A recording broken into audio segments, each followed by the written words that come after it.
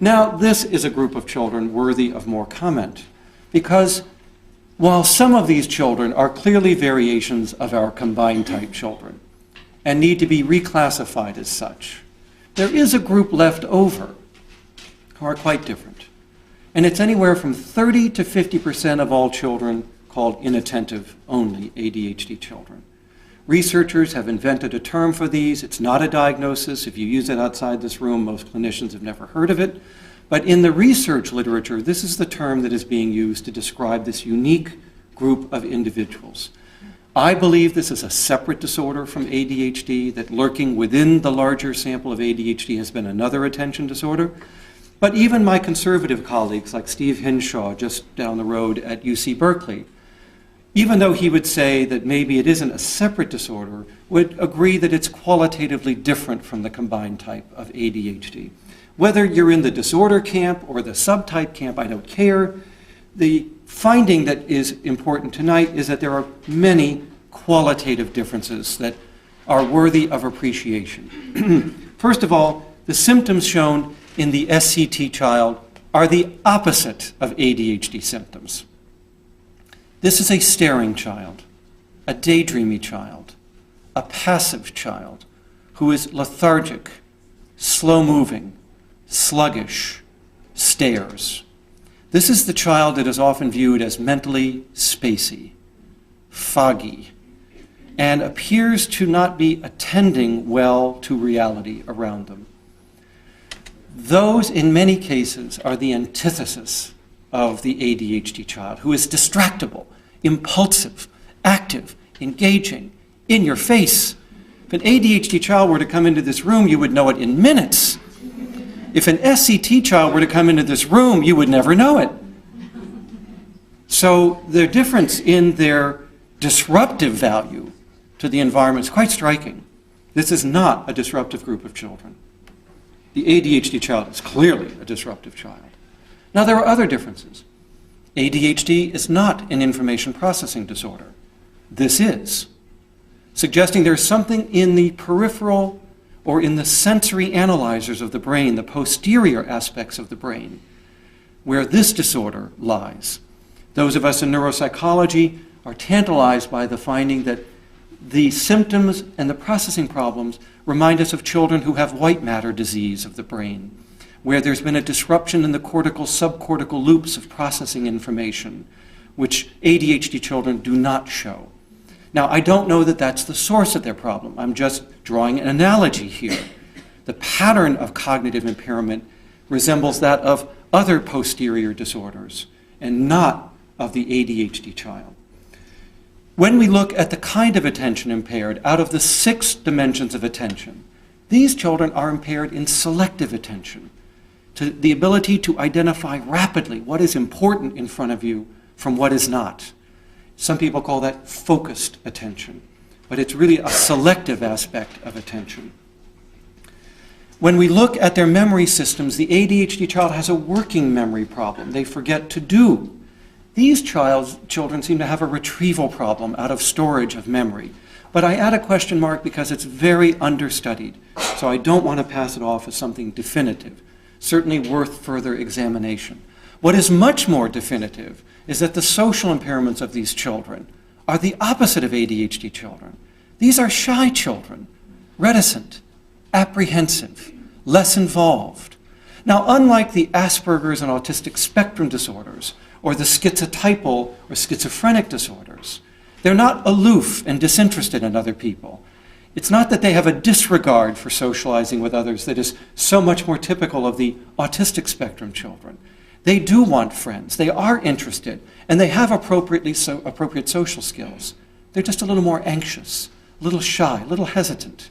But you don't see the awkwardness that you see in the ASP and in the schizotypal children. You don't see the bizarre aspects of interaction that typify those other children. So what you're really seeing here is a wallflower. These children have friends, not as many as normal children, but far more than ADHD children do. The ADHD child is likely to be friendless by 2nd or 3rd grade. That is not true of these children. These children, by definition, have no inhibitory deficit. ADHD at its core is an inhibition disorder. If we were to place in primacy one of the three symptoms of ADHD, it would be the inhibition problem. That is one of the central features that theorists have repeatedly gone back to as part of ADHD. That is not the case with this disorder. This alone supports my argument that this is a separate disorder, because these children lack the very core feature that defines the ADHD child, which is the inhibition problem. There are differences in comorbidity. The disorders that go with ADHD are quite different. ADHD children have markedly high risk for oppositional disorder, as I mentioned in my previous talk this afternoon. And a substantial minority go on to develop conduct disorder. These children carry very low rates for those disorders, probably no higher than the population rate, or if they are, they're insignificantly higher. Whereas the ADHD child, markedly higher. In contrast, research is quite convincing that anxiety is much more a feature of this group of children than even of ADHD children. Now, about 25% of ADHD children have an anxiety disorder, but the rates are higher among these children. It's less clear that depression is elevated. We used to think that it was, but ADHD children carry a risk of depression too, and the differences are not impressive, at least not at this point. They're more impressive for anxiety. Both children suffer in school, equally, in fact. But if one studies the kind of mistakes, the reason behind the school failure, they too seem to be qualitatively different. These children have more problems with errors in schoolwork. The ADHD child has problems with production of work, number of problems done. And although I've oversimplified, since both groups of children probably have both kinds of problems, the relative proportion of errors, I think, is worth emphasizing. The ADHD child has a production disorder primarily. This child has an accuracy disorder. Now, these children have been found to be more likely to have math disorders, but I don't want to overplay the point because only a few studies have looked at this. But we know that children with math disorders have a pattern of inattentiveness very similar to what we see here, and markedly different from what is seen in ADHD. A comprehensive review of all research on math disorders published just a few months ago made this point very clearly, that there are different attention problems associated with math problems, suggesting, again, that these children might be more prone to those problems. The families are different. ADHD families have more ADHD, more school failure, more conduct problems, and more drug use problems. These children come from families with more learning disabilities and more anxiety disorders. But we only have a couple of studies, and again, emphasizing it's not a definitive finding on family history. What is beginning to become clear in the last 5 years is that there are differences in treatment response. The most compelling evidence was the stimulant studies, mainly done with methylphenidate, none with Adderall or the amphetamines, and certainly none with atomoxetine, which is Strattera. But certainly the methylphenidate studies show that the response of these children to stimulants is unimpressive.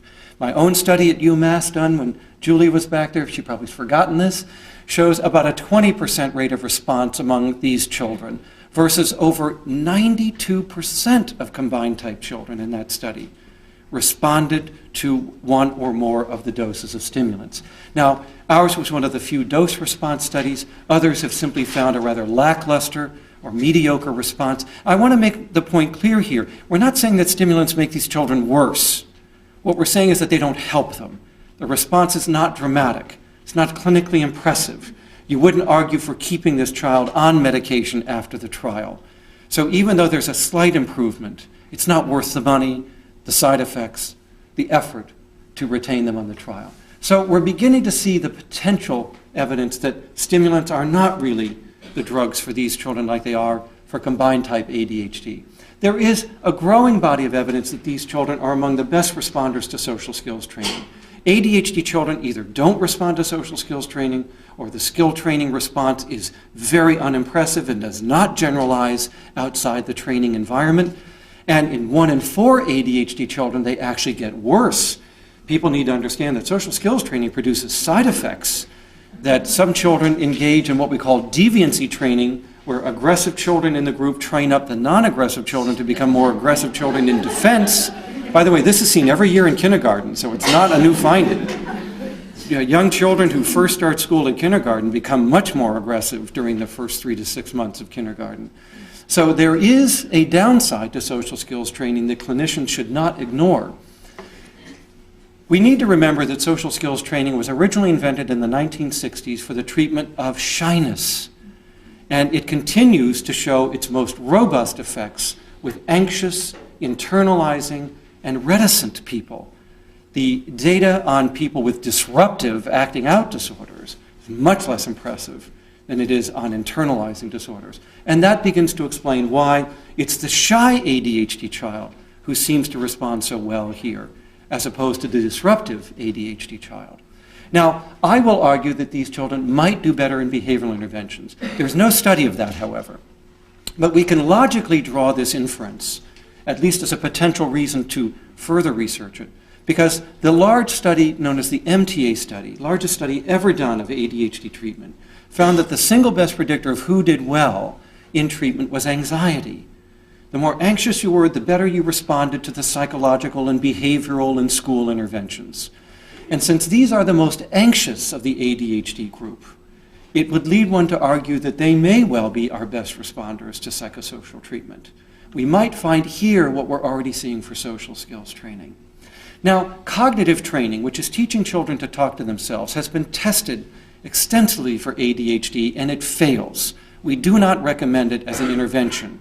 It works better for anxiety, for depression, for internalizing symptoms. But hold on, this isn't ADHD. So don't throw the baby out with the bath here and assume that because a treatment failed for ADHD, it shouldn't be used for SCT. I actually believe there is good reason to think that a cognitive training program would assist these children.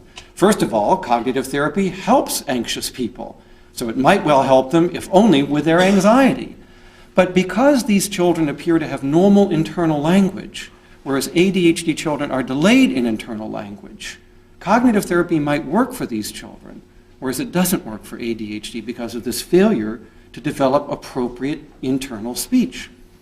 And then finally, I have pressured the Lilly company to test Strattera with these children. And the reason I've asked them to do so, and they are now doing so, is because of a study published a few months ago showing that Strattera treats anxiety when it co-occurs with ADHD. Stimulants do not treat anxiety, and there is a robust literature suggesting it probably worsens it in some children, though not in all. But here is an instance where we have a drug that treats both disorders. Maybe it would help these children.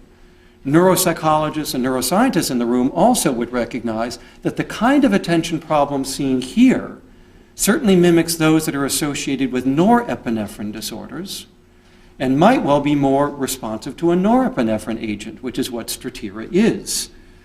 And so just another hypothesis, not proof. Don't leave here saying, Barkley says Strattera treats SCT. I have not said that. I can say it right into the camera. Don't you dare say that I said that. But it's a reason why science would want to look more closely at that. Enough said.